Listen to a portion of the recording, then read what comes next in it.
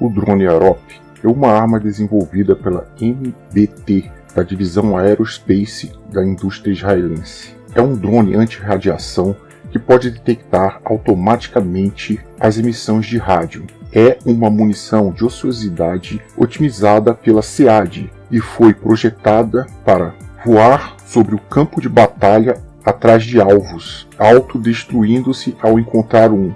O drone pode operar da forma totalmente automática ou usando um controle remoto. Se nenhum alvo for encontrado, o drone pode retornar à base automaticamente.